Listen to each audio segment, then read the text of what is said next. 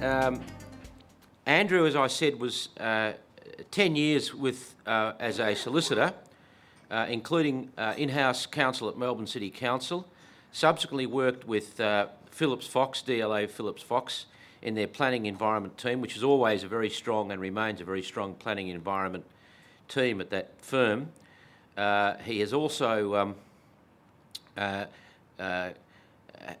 had formal positions as a lecturer in planning law at the University of Melbourne, and is an accredited planning environment law specialist with the Law Institute, and significantly sits on the committee which sets the specialist planning environment law exam, and is on the editorial board of the Australian Environmental Review. So, like Sarah Porritt, not only is Andrew a member of our bar in the field, but also has a number of very practical positions in the context of planning environment law. Sarah Porritt very succinctly and eloquently went through the issues of what you should do when the tribunal gets it wrong. Andrew will take a slightly different perspective. He will address the issue from the point of view of how VCAT does commit error, when it does commit errors, the various differences between the types of error that are committed, and there are, looking at his paper, there are many facets of that, and in particular he'll address the issue of what constitutes an appealable error, so that when you receive what you consider to be an adverse decision at VCAT, you can perhaps judge for yourself, as a consequence of hearing from Andrew, whether the error is one of fact, whether it's one of law, whether it's one of mixed fact and law, and if so, is it appellable? So I now commit you to the hands of Andrew. He'll be doing it largely through a PowerPoint presentation. Thanks, Andrew. Thanks, Tony. The starting point, and it's a point that's been made before, is that the key is that in order for an appellable point to arise, there must be an error of law as opposed to an error of fact. One of the lawyer's grey areas, what is a error of law versus what's a error of fact. If I was a cynic, I would say the skill in drafting an appeal is to dress up a question of fact as a question of law, but that's perhaps a debate for another day. One of the other confusing factors is that there's some difference in the way the VCAT Act itself is drafted and what it defines as a question of law, and the way the Supreme Court has interpreted Section 148 of the VCAT Act. Now, Sarah and I have focused on Section 148. There are, of course, other avenues to appeal VCAT decisions under the Administrative Law Act or under the Supreme Court rules. But the Supreme Court in its various decisions has made it clear that the preference is that an appeal be brought under Section 148, and that makes sense. I say that because obviously Section 148 is the section specifically drafted for appeals from VCAT to the Supreme Court. Now, back to the distinction between the way the VCAT Act is drafted and the way the Supreme Court has interpreted Section 148. I set out on that slide the definition of a question of law in the VCAT Act and for the purposes of VCAT proceedings. Now, in the planning and environment list, it's an important distinction because, as you may be aware, there are a number of non-lawyers who sit on the list, and if a question of law arises, practitioners can ask for a legal member to be appointed to determine a question of law that arises. For objectors, it's often a good stalling tactic. Identify a question of law, ask for a legal member, there's delay, etc. So the question's important. Now, interestingly, in VCAT, Section 107 defines a question of law as including a question of mixed law and fact. That's different from the way the Supreme Court's interpreted a question of law for the purposes of an appeal under Section 148. The VCAT Act also then goes on to refer to specific examples of questions of law, which I set out in that slide there.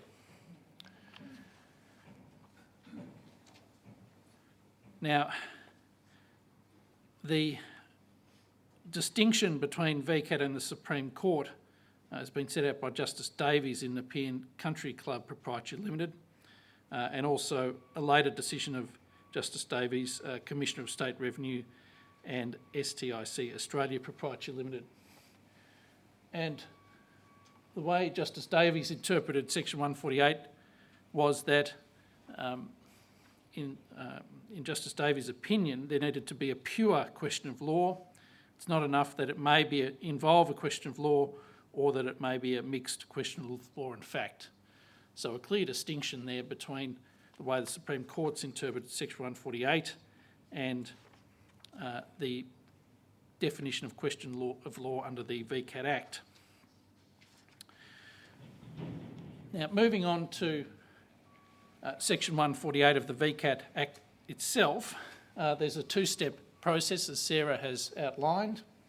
The first is to apply for leave to appeal, and then if leave is granted, then the Supreme Court will determine the appeal. However, the court may decide to determine the application for leave to appeal and the appeal in the one hearing, and that's certainly more common in the planning and environment list, due to the fact that the judge in charge of the list generally hears the leave application. Now, what's the purpose of the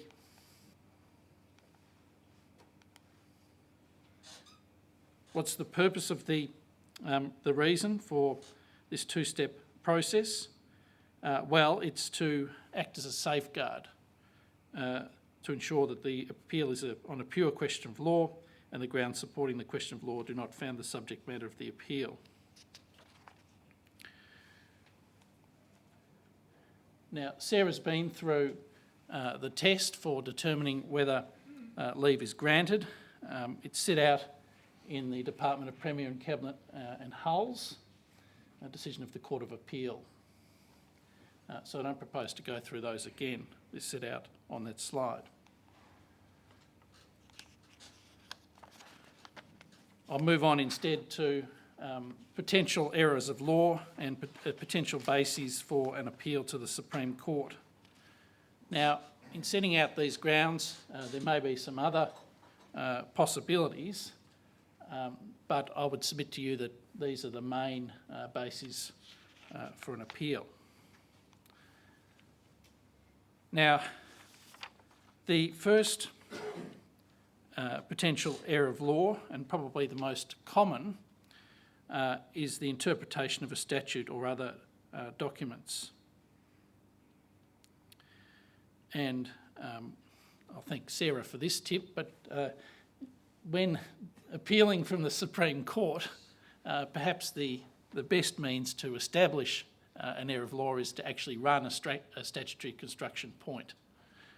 So it's useful in establishing a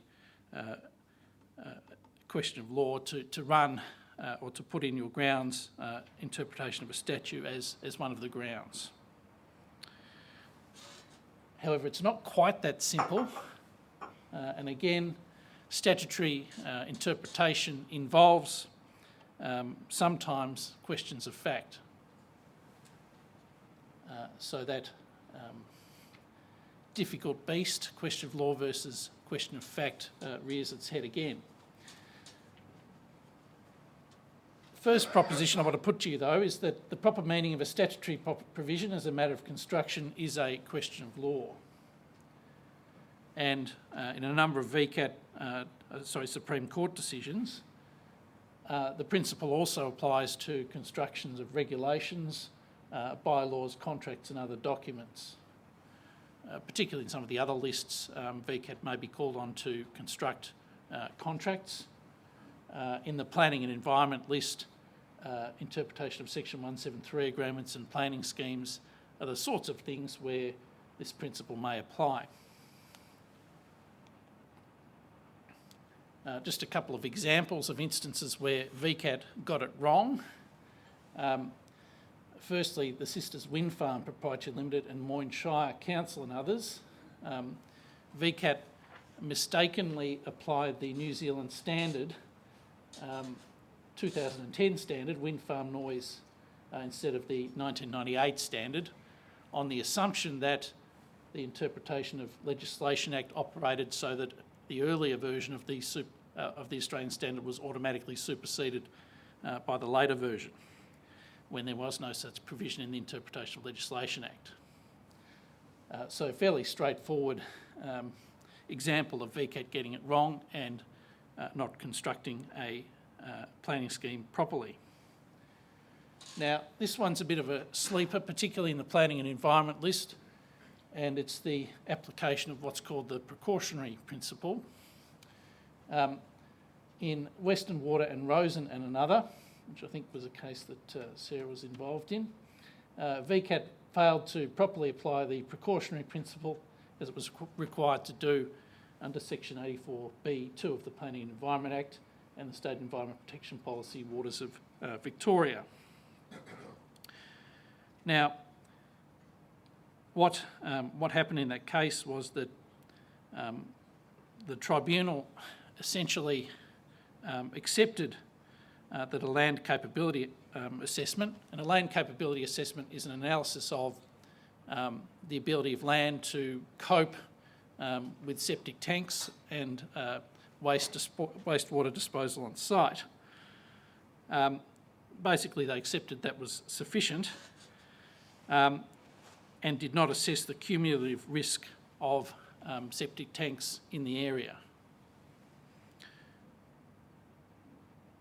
The tribunal found that the precautionary principle in those circumstances required the tribunal to assess the cumulative risk, and as a result, VCAT had failed to apply the precautionary principle properly.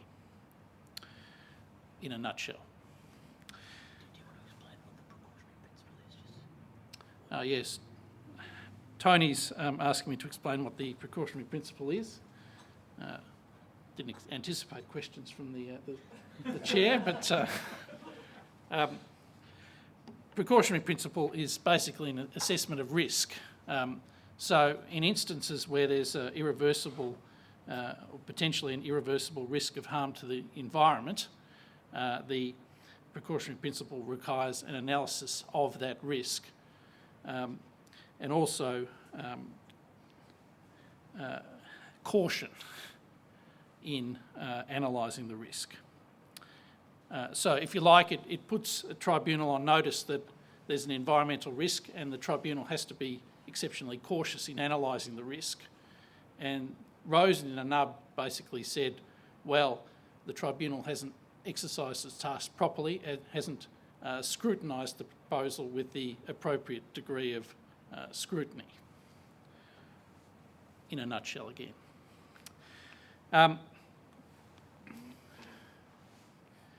But it's a real sleeper in terms of potential appeals from VCAT, in that, in a sense, the court is undertaking a form of merits review in basically reviewing whether VCAT's applied the precautionary principle properly. So basically reviewing whether the tribunal's done its job properly in analysing the risks. So it's an interesting area of law in the sense that in my view anyway, there's an element of merits review in it. Three further principles on statutory interpretation. Whether the words in a statutory provision have a meaning other than their ordinary or natural meaning is a question of law. Where words do not have their ordinary and natural meaning, the proper meaning of those words is a question of law. And I'll give an example there, Director of Housing and Hutchison 3G, Australia Proprietary Limited, where the tribunal was interpreting the meaning of the term low impact telecommunications facility.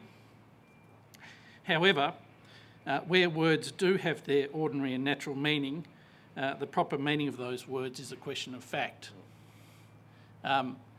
And probably the most relevant instance where that occurs in the planning and environment list is the interpretation of restrictive covenants.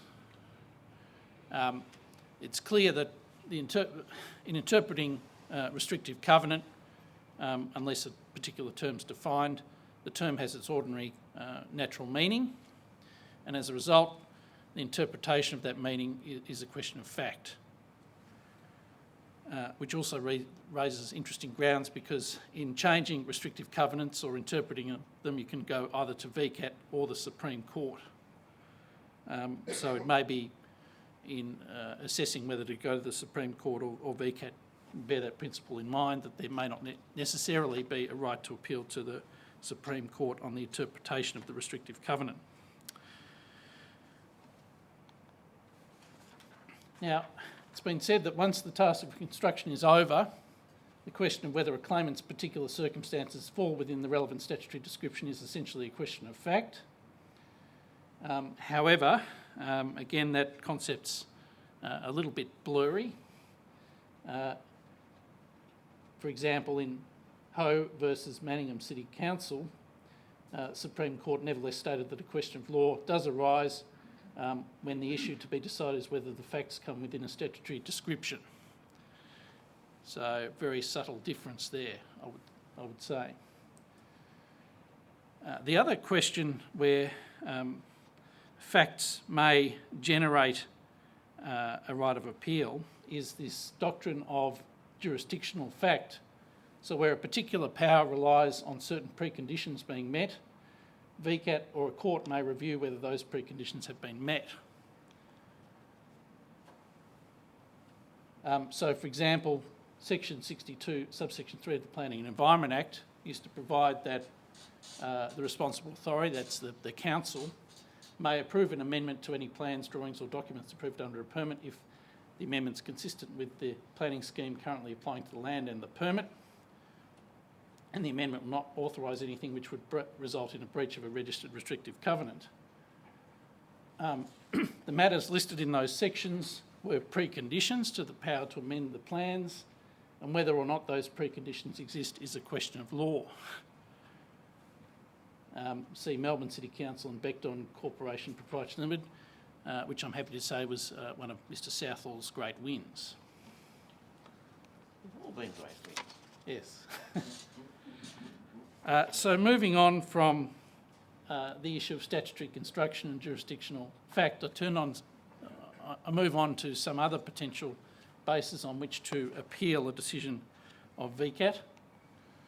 I'll refer to this briefly because it's a pretty unlikely fact scenario. Procedural ultra vires, that is the instance where the tribunal's not properly constituted. And the potential fact scenarios I can envisage are set out there. The members are not properly appointed, or tribunals constituted by non-legal members. A legal issue arises, parties do not consent to the legal issue being determined by non-legal members, and the non-legal members determine the legal issue. Pretty unlikely fact scenarios, though. Another, well, perhaps not that unlikely, but it has occurred, obviously, but another example is substantive ultra vires. VCAT doesn't have the power to make a particular order. An example might be an injunction made by VCAT in a proceeding in respect of of which VCAT has no jurisdiction. VCAT's a creature of statute. It only has the powers given to it under the VCAT Act, so it is worth checking the VCAT Act to ensure that the tribunal in fact had the power to make the orders that it ended up making. Again, probably a pretty unlikely fact scenario.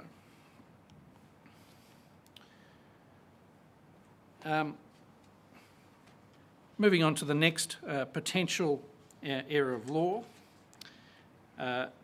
breach of natural justice, and there are obviously two elements to the natural justice principle, the fair hearing rule and the bias rule.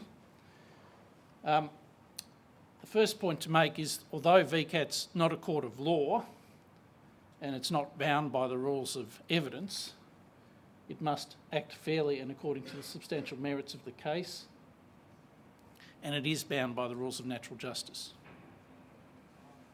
So VCAT, well, I won't read that out, it's set out there, but basically there are rules set out which govern hearings.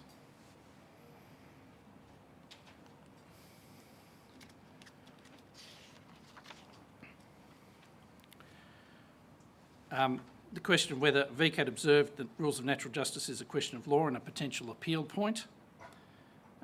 Helpfully, requirements of natural justice are flexible and depend on the circumstances of a particular case. However, given VCAT is conducting a hearing and given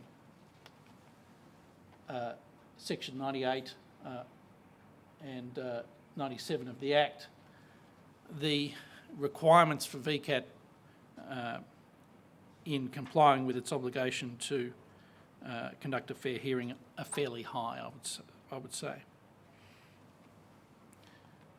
So, for example, there was an application in Towie and Victoria where there was an application for summary dismissal of the case under Section 75. The Supreme Court held that the tribunal is obliged to give prior notice to the complainant of any material matters that the tribunal proposes to rely on in circumstances where those matters have not been raised by the other party. So if the tribunal was thinking of a particular issue and used it as a basis to uphold the application to summarily dismiss the matter, the tribunal should have put that matter to the party. Bias. Hopefully you'd assume the tribunal is generally free from bias. The bias test is set out there. Again, it's relatively unusual where the tribunal would be found to have exhibited bias. I'll refer to a case there, Rustrum and Ismail, fairly extreme example where the tribunal member had heard a previous dispute between the parties and made adverse findings in that matter and commenced the proceeding by making comment on those previous adverse findings and made a comment to the effect that, well, you have to be pretty convincing for me to, you'd have a hard job convincing me you're telling the truth this time. So pretty extreme fact scenario. Again, bias generally hard to prove and needs to be pretty exceptional circumstances. I'm moving on to some of the bases, some of the merits type grounds and some of the circumstances where factual conclusions can be challenged. But before I do so, I'd like to make the point that there's a very high bar that's set in terms of establishing these grounds. So I set them out here, but the reality is that really there is a very high bar and it's difficult to appeal successfully on one of these grounds. The first one, VCAT's conclusion or finding was not open. That's an error of law.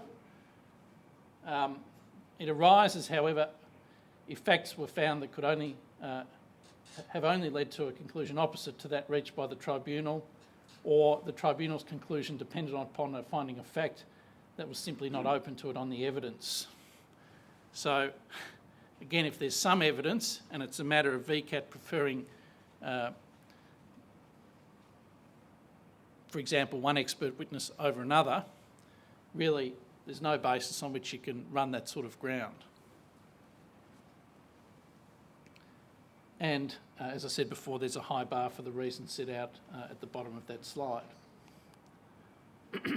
Now, similar, if not the same principles apply to a challenge to inferences drawn by the tribunal, a challenge to a conclusion reached by the tribunal. Again, a very high bar.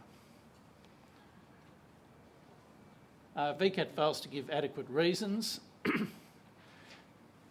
Again, a pretty high bar set, but there may be an error of law if VCAT fails to give reasons, gives reasons which fail to make a relevant finding of fact, or gives reasons which fail to disclose its reasoning. Now, failure by VCAT to make a relevant finding of law may be of sufficient significance to constitute a vitiating error of law.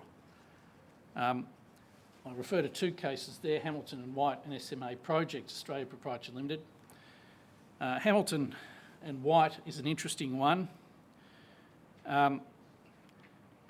Justice Barmford in that case helpfully made the comment that the extent to which reasons are required depends on the circumstances of the case. Thanks for that. But in that case, a bare conclusion without any discussion of the facts that led to the conclusion was held to be not sufficient. So again, an extreme fact scenario in circumstances where the tribunal actually sets out some of the reasoning for the decision, it would be hard to sustain an appeal on the basis that the tribunal failed to give adequate reasons.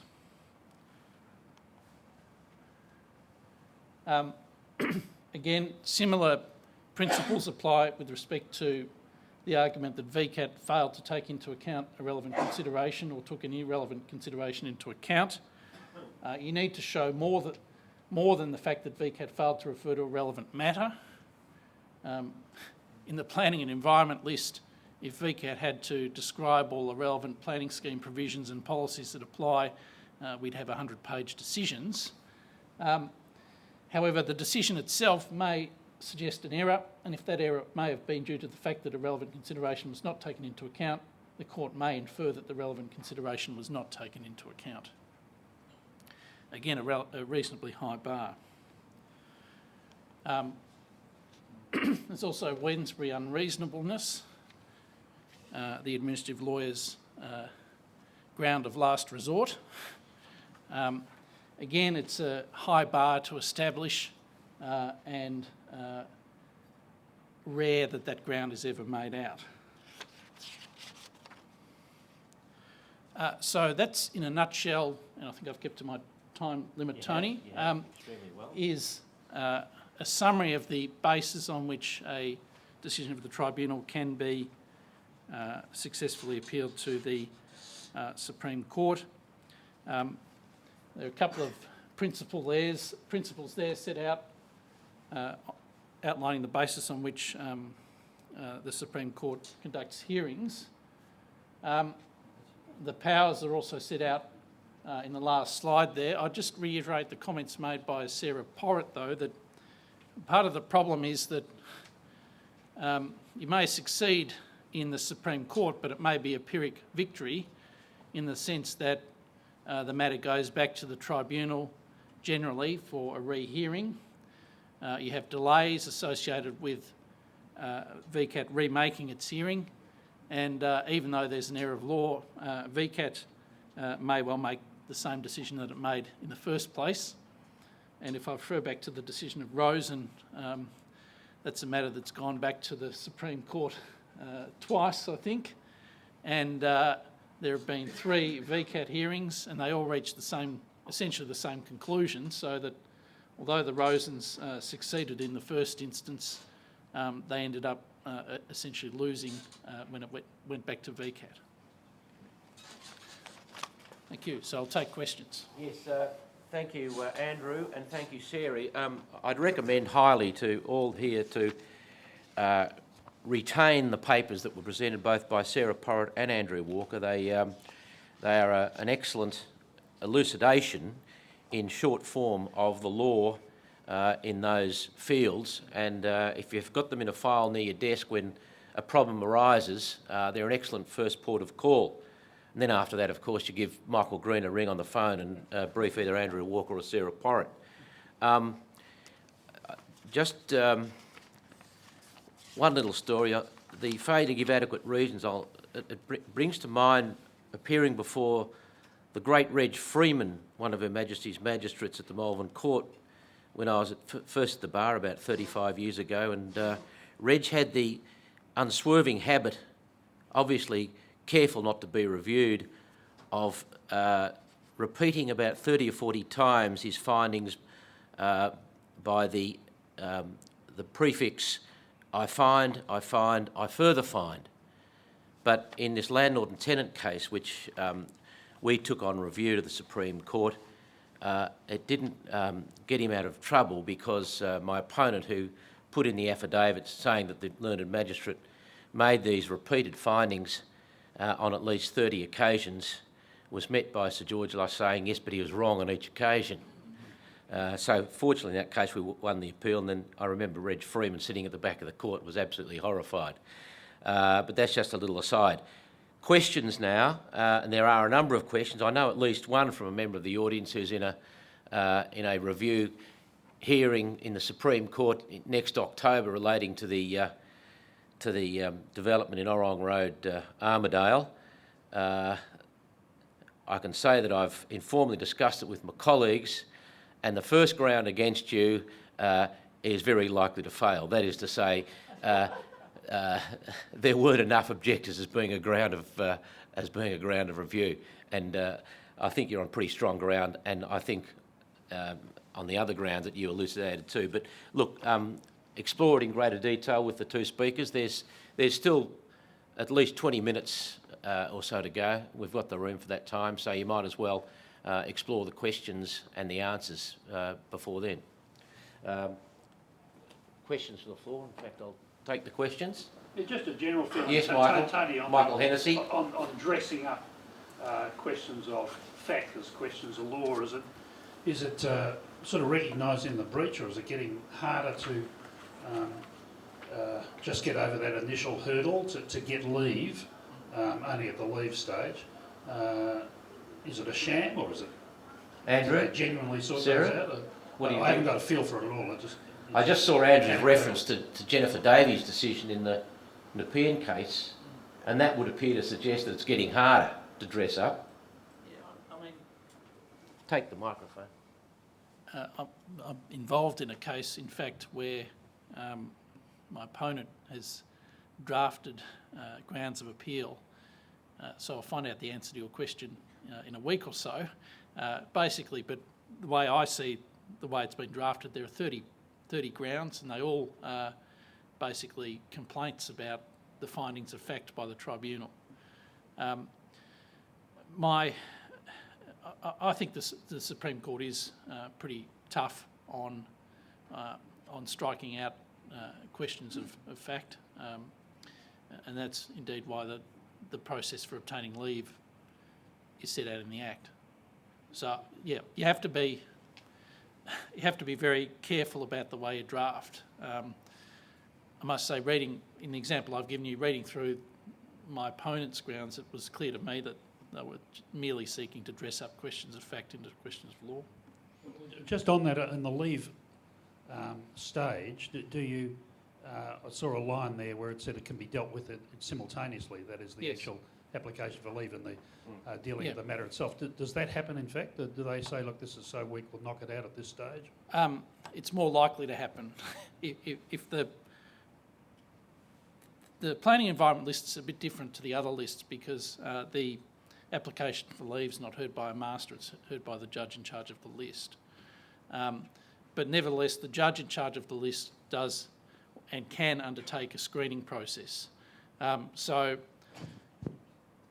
if, on reading the grounds of appeal, the judge forms a view that really the grounds relate to questions of fact, I believe it's more likely that it'll be dealt with as a separate leave application and struck out at that stage. The only thing I'd add is I think you'd be pretty brave to dress up a question of fact as a question of law. Bearing in mind you're taking your leave application to the judge in charge of the list, who's got a very strong administrative law background. If what you've done is really to take a question of fact and turn it into a question of law, I think you'd be pretty likely to find out that that's what you've done at a pretty early stage. So I think it's reasonably unwise. As to whether or not the leave and the appeals are heard together, it's pretty frequent occurrence. And there's some tactical sense in it often for if you're acting for a respondent, because if you think you've got if it's a leave question that has a high likelihood of getting leave, particularly if it's a politically sensitive issue or it's an issue, as I was saying earlier, that often arises, you might well have a pretty good, there might well be a very good chance of getting leave. If you're a respondent, you really don't have to state your case until about 2 days before the hearing. So you can be in a situation where you've got your leave application, the appellant will go first in providing their outline of submissions about 2 days before you have to provide yours. So if you're sitting on a really good point in respect of why you think their grounds have no merit, you can really sit on it right to that point, and then bring out your arguments, having seen all that comes before. If you have a leave application, then really you're obliged to bring out your points. You might try and knock it off on leave, possibly without success. Your whole case is there, set out, and there might be a tactical occasions where tactically it makes an awful lot of sense to just consent. It's also a cost saver if you think you're in danger of losing. Why have two hearings when you can have one? Simply efficient. Yes, the magic word cost is a very important factor in all of that, because they're awarded, of course, in the Supreme Court, but not normally at VCAT, subject to Section 109. Further questions on these issues of appeals and review and what to do when VCAT gets it wrong? Tom? Just wonder, these are all planning appeals from the planning jurisdiction. If you're in other jurisdictions in VCAT, General List, Medical Board, FOI, all the other things, sorry, do they go into the planning list because you draw the documents in the planning list, or do they go into the judicial review? What's the other list? Judicial review and another list? That's under Rule 56, Administrative Review under the Rules of Court.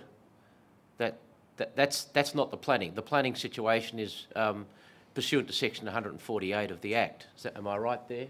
Which list does it get streamed into the Supreme Court? Pardon? Which list does it get streamed into in the Supreme Court? Into the Planning Compensation Environment list. There's a practice note, and it's Practice Note 6 of 2006, which sets out what goes into each list. Valuation matters on appeal from the Planning and Environment list, and other things will be heard by that specialist list. I think most of the other VCAT things will go into, there is a general administrative list. Judicial review list, yes. Judicial review list or something. Yeah, now whether they go before the, I think occasionally they go to the practice court, not a master, an associate judge. Yeah. Yes, very important to remember that.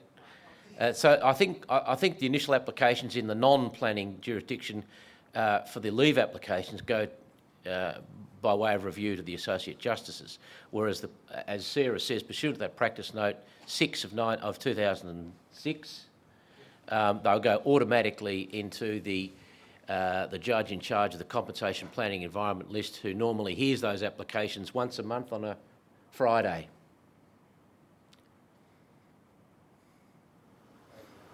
Having said that, the white paper and the grounds also apply to appeals in other lists as well, general principles. Well, Section 148 has a general application, does it not? Yeah.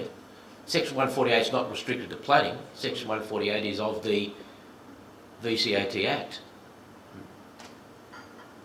They told us we were speaking in the planning law series, so we thought we'd better keep it. No, that's true.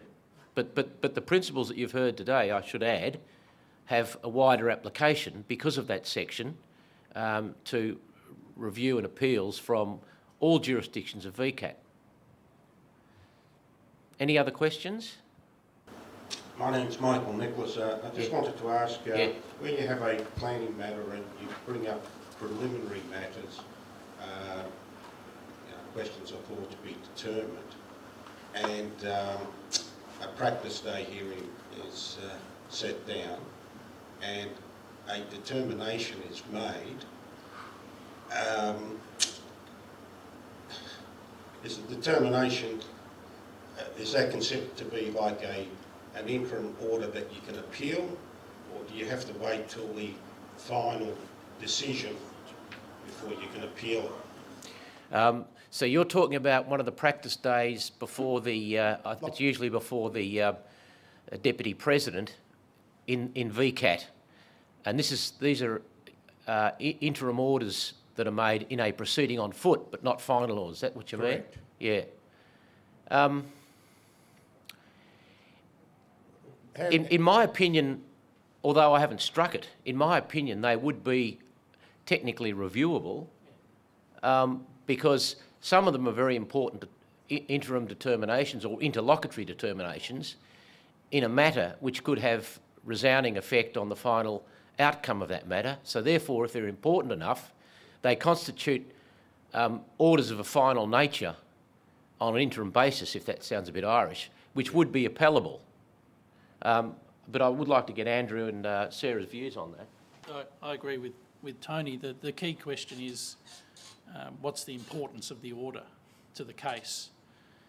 It may be an order that really has no consequence on the ultimate outcome, but for example, if it's a preliminary legal question, for example, dealing with the question of whether your client has existing use rights, that is, do they have the right to use the land as a factory, and it's an enforceable application, that sort of legal question is crucial to the final outcome of the case.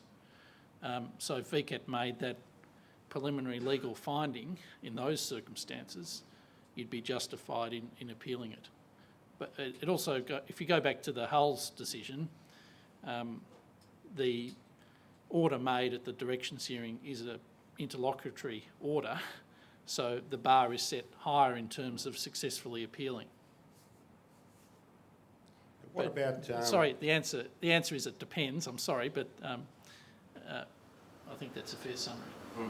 What about if you disagree with that order? Can you, question that order at the final hearing, subject to Section 130 of the VCAT Act? Yes, well, a subsequent tribunal member is not bound to follow a decision of an earlier tribunal member, but the reality is it's unlikely they're going to depart from an earlier decision. So yeah, look, it may be necessary to appeal again. Yeah. For that reason. But it could be possible to raise it under Section 130 and ask the tribunal to make a further order to overturn its interim. Oh, yeah. If it's a specific finding in the proceeding, then I don't believe that the tribunal would revisit it. But as with judges of the court, you won't get a tribunal member sitting on appeal, in effect, on another tribunal member, unless you can find new facts or new circumstances such as to justify inviting the tribunal member to differ from the previous decision or the previous order made at the directions hearing.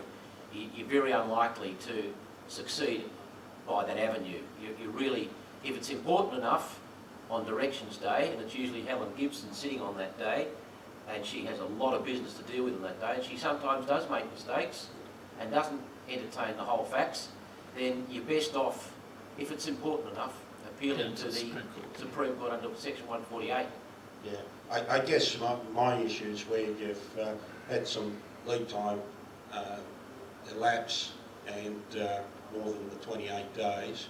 Yeah. And the final hearing hasn't occurred yet, and you discover some facts or a case that supports, that contradicts. Yeah, well, that's a bit different. That's a bit. If you discover a case, you won't get leave to appeal out of time. If you discover new facts or new evidence, that could be a ground for getting leave to appeal out of time after the 28 days expired. It's not an easy road to hoe, but you can do it.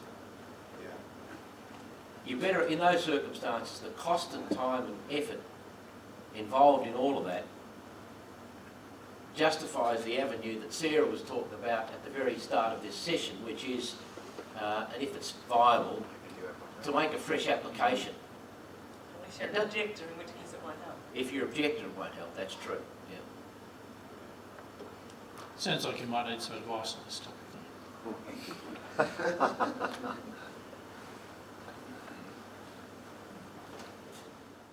So if there are no further questions are welcome. We've got time for further questions, plenty of time. In that event, I'll close the session. Thank you for your attendance, and in particular, ask you to thank our two speakers, Sarah Porritt and Andrew Walker.